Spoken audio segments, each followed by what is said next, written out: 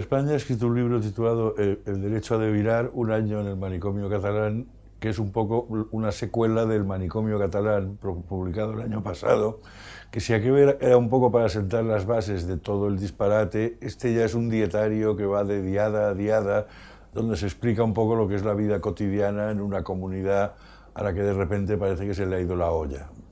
Es el famoso panfleto por el que fue al Trullo en el 60, sí, sí, sí. Lo que pasa es que leído ahora parece que está hablando de sí mismo, ¿verdad? Es lo triste de la situación. Y la cita de abajo, la de Chávez Nogales, de ahí me pareció muy adecuada, porque ya en el 34 se ve que nos pasábamos la vida organizando paradas, desfiles y juegos florales, ¿no? Y como puedes ver, seguimos en las mismas. Yo esta obediencia, este gregarismo, la verdad es que me ha sorprendido y no para bien, ¿no?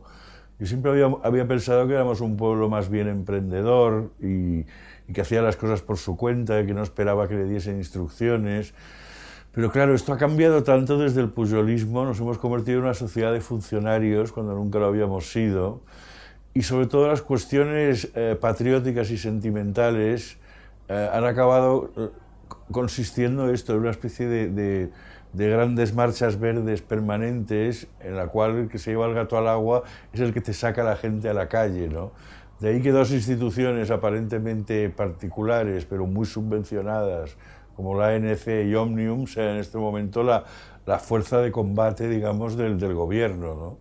Vamos a ver, a mí aquel retiro al conjunto me pareció siempre muy penoso porque no me parece que la prensa sea precisamente algo que fomente el unitarismo porque sí, ni ser la voz de su amo. Es decir, lo de estamos todos de acuerdo porque todos en el fondo pensamos igual, esto es una traición a lo que siempre o debería haber sido o seguir siendo el periodismo, que supone que es un sitio donde se cruzan las opiniones, donde se crea un debate público o político. Entonces, esa unanimidad, a mí me pareció, la verdad, que estaba más bien relacionada con las subvenciones de la Generalitat a cualquier publicación que se edite en catalán. Tú piensas que los dos principales diarios de Barcelona, La Vanguardia y en el que yo colaboro, en El Periódico, tienen una edición en castellano y uno en catalán. Solo por la edición en catalán tienen derecho a una subvención automática.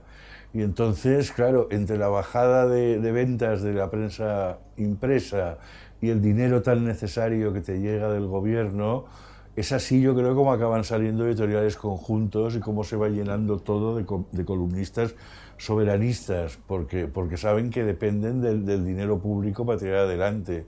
Y en el caso de La Vanguardia, creo que es un caso paradigmático ya de soborno directamente. Han recibido millones de dinero público durante los últimos años, ¿no?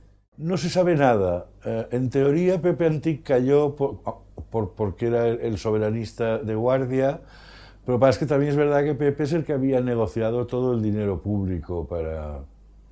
En cualquier caso, ahí sigue con una columna y parece que es más difícil, que no hay manera de sacarlo de ahí ni con agua hirviendo, ¿no? En cuanto al conde de Godó, vamos a ver, es que durante toda la historia del diario siempre ha estado con el que mandaba. Lo que pasa es que esta vez ya creo que hubo incluso una bronca de su majestad el ex-rey al conde recordándole que él le había hecho grande de España y que si le estaba haciendo la cama, ¿no? Con lo cual nuestro pobre conde creo que se ha quedado que entre perder, digamos, la protección de la monarquía y perder el dinero de la Generalitat, está fabricando este híbrido un poco que está fabricando Carol, que ha bajado digamos, la carga soberanista ha bajado un poco, pero se conserva como para no indisponerse del todo con la fuente de ingresos, ¿no? Es que, claro, yo recuerdo que corría una historia en Barcelona cuando ganó Maragall, que a Antich se le ocurrió decirle al conde, pues nada, señor conde, habrá que pasar a la oposición. Y se cuenta que el conde le dijo, pero oiga, Antich, usted en los muchos años de vida de este diario, ¿cuándo ha visto que hayamos estado en la oposición? Hubo una época, hace años, que se consiguió la cuadratura del círculo. Las páginas de Cataluña eran pro Convergencia y las páginas de España eran pro PSOE. O sea que siempre ha sido un equilibrio, digamos, siempre del lado del que manda y pensando siempre en la propia supervivencia y su digamos, su posición social, digamos, de diario oficial de la ciudad, ¿no? Bueno, es que es un diario que ha cambiado bastante. Vamos a ver, siempre había sido el diario sociata por antonomasia y se suponía que de las clases populares, ¿no? Frente a un supuesto elitismo de la vanguardia y el país, ¿no? Lo que pasa es que, ya te digo, desde la época esta del editorial conjunto y de las subvenciones automáticas, yo creo que han ido derivando hacia un público que yo ya no tengo muy claro, porque el público independentista ya tiene otros diarios con los que saciarse, ¿no? Entonces está como en un cambio de dirección que yo personalmente no sé muy bien a dónde lleva, más allá de conseguir un dinero inmediato que va muy bien, porque pues para una empresa y un diario cuyas ventas, como los de todos, han bajado en los últimos años. Pero ya te digo, pasó de ser el diario oficial del PSC, para entendernos, a una cosa un poco más variada y como con una presencia obligada de soberanistas para congraciarse con el que da el dinero, ¿no? Pero esto en mayor o menor medida ha pasado en todas partes, ¿no? También El País ha acabado montando una edición por internet en catalán para acceder a esa entrada de dinero automática. Yo, yo creo que sí, vamos a ver, el momento en que saca a colación el tema de la corruptela, del 3%, pero se echa atrás para salvar, digamos, la unidad en torno a un estatuto de autonomía que en realidad no lo había pedido nadie, es el momento en el que yo personalmente pierdo la esperanza de que las cosas cambien y mucha otra gente conmigo. O sea, cuando tú votas a un político pensando que va a cambiar el rumbo de la nave, ¿no? Que vas a tener una relación más amable con el resto de España, que va a potenciar el discurso social por encima del patriótico, y te encuentras con que lo primero que hace es sacarse de la manga un nuevo estatuto, que yo te aseguro que no había la más mínima anhelo ni deseo popular, como probó el hecho de que solo fue a votar el 35% de la población. Y una cosa que solo fue a votar el 35 se ha convertido ahora en una especie de piedra de toque fundamental para todas las reivindicaciones a reclamar y toda la supuesta incomprensión del Estado, ¿no? Bueno, Maragall ya llegó enfermo al cargo. Eso me lo ha confesado gente del PSC, que ya llegó que no estaba fino. Y si encima a un hombre que ya no está fino le pones al lado un cerebro como Carol Rovira, solo puedes esperar la catástrofe. Pero en cualquier caso fue el principio del hundimiento de la izquierda en Cataluña, que en mi opinión no ha cumplido con sus obligaciones. La izquierda no puede dejarse atrapar por el mensaje patriótico y olvidarse del mensaje social, ni estar en un permanente síndrome de Estocolmo, como se ha pasado la vida al PSC, pensando, es que claro, no merecemos gobernar porque los otros son más catalanes que nosotros somos un partido sucursalista con la sede en Madrid. O sea, todos estos complejillos, arrastrados desde el 80, desde la primera victoria de Pujol, yo creo que alcanzan el punto ya de tragedia con la victoria de Maragall, que se complementa con la parte de farsa de Montilla, ¿no? Un tipo que es andaluz, pero ha decidido que es catalán y acaba montando manifestaciones de las que tiene que salir por patas mientras le gritan charnego de mierda, ¿no?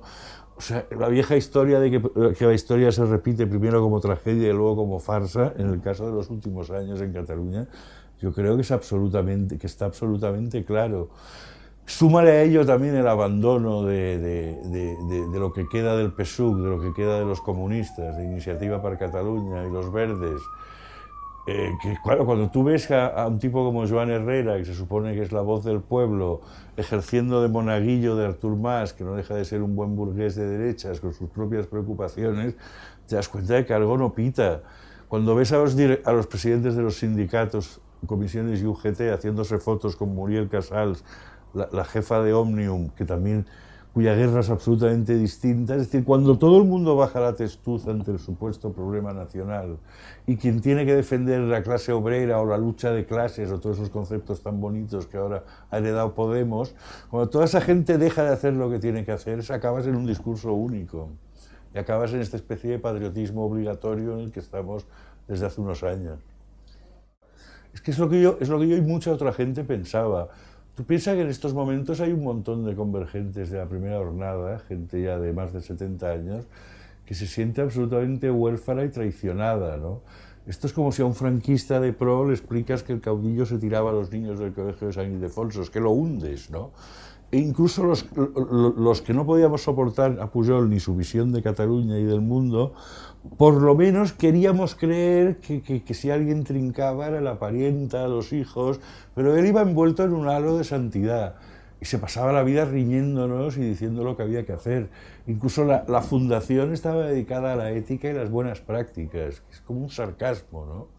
Y yo creo que esto ha tenido que hacer mucho daño entre sus leales, aunque también se lo están quitando de encima con la misma habilidad que Esperanza Aguirre a Granados, ¿no? Y la respuesta de Junqueras fue de traca, dijo que la culpa era del sistema autonómico español que fomentaba el caciquismo.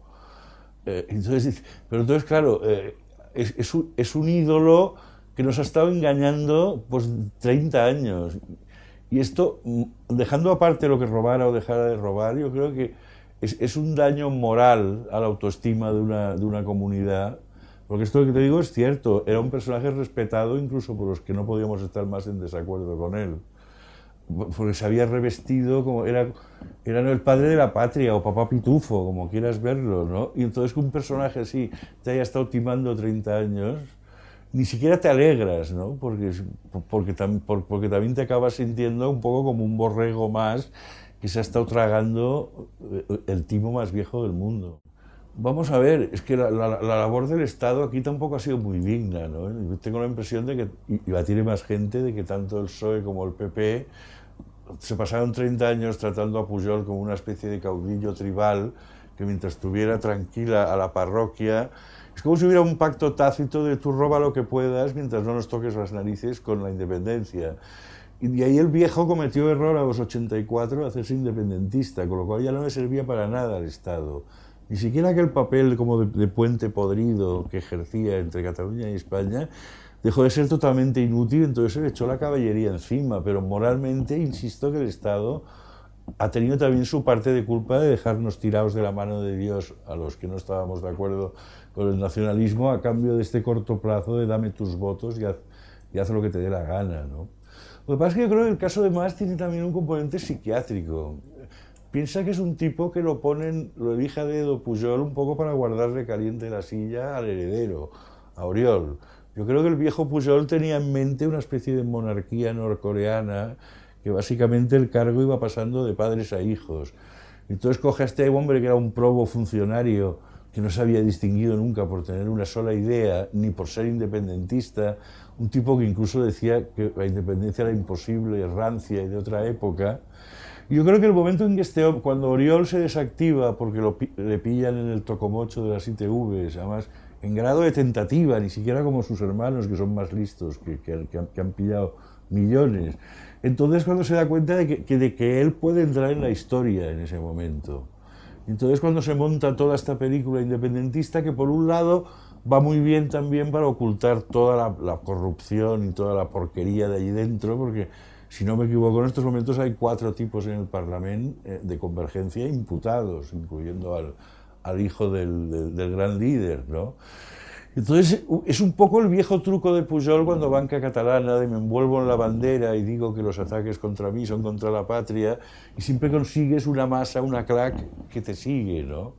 Y también la crisis, claro, es verdad, más una cosa más o menos cierta, que es quizás la contribución excesiva de Cataluña a todos los gastos del Estado, pero que también es excesiva la de Madrid, la de Baleares. Yo personalmente creo que esto se podría haber arreglado si Maragall en su momento, en vez de recurrir a la épica, se hubiera venido aquí a hablar con Zapatero, a decirle que estábamos tiesos y a que nos arreglara un poco la factura, ¿no? No sé por qué le dio por esta cosa épica, que es un sentimiento además que en Cataluña nunca ha gozado de gran predicamento, siempre nos hemos distinguido por pactar y por ver cómo se podía llegar a acuerdos, ¿no?